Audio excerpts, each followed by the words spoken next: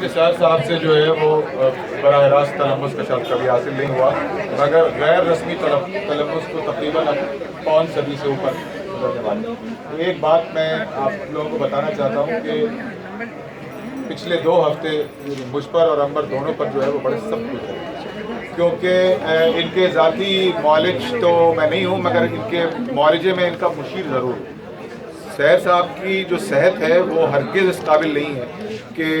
اس طرح کی اسٹریس کو یہ برداشت کر سکتے۔ انہوں نے بڑی پابندی کے ساتھ اور بڑی ہمت اور حوصلے کے ساتھ اس پوری صورتحال کو برداشت کیا ہے، اور ہم ان کا کیا حوصلہ بتاتے، یہ ہمارا ہی حوصلہ بتاتے رہے اس پورے عرصے۔ دوسری بات میں یہ عرض کرنا چاہتا ہوں کہ میرا ان کا تقریباً روز کا معاملہ ہے کہ ہماری گفتگو ہوتی ہے، اور اتنے عرصے میں یہ ایک بات میں آپ لوگوں کو بتاؤں کہ میں نے کبھی بھی سحر صاحب سے کسی شخص کے بارے میں کوئی ہلکی بات نہیں سنی۔ ظاہری بات ہے کہ جب ہم 2 افراد بات کر رہے ہوتے ہیں تو کوئی مجمع نہیں ہوتا ہے، ہم لوگ فون پہ بات کرتے ہیں، تو یہ ان میں ایک ایسی صفت ہے کہ کوئی گزرا ہوا آدمی ہو، کوئی معمولی سے معمولی شاعر ہو، یہ کہیں گے صاحب بہت اچھی شاعر تھے، کیا بات کر رہے ہیں آپ، یہ اور شعر سنائیں گے۔ تو کبھی بھی جو ہے وہ یہ بہت بڑی بات ہوتی ہے کہ لوگوں کو ان کے غیاب میں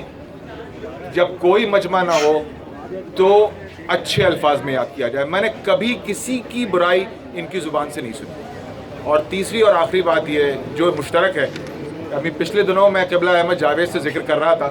کہ سحر صاحب جو ہے وہ یہ کر رہے ہیں اور سحر صاحب یہ نہیں کر رہے ہیں، کیونکہ کچھ کام یہ نہیں بھی کرتے، تو کہنے لگے کہ جب یہ برٹش کاؤنسل میں ہوتے تھے تو مطالعے کا شوق اور مطالعے کی شوق کو مہمیز سحر بھائی کو دیکھ کر ہوا۔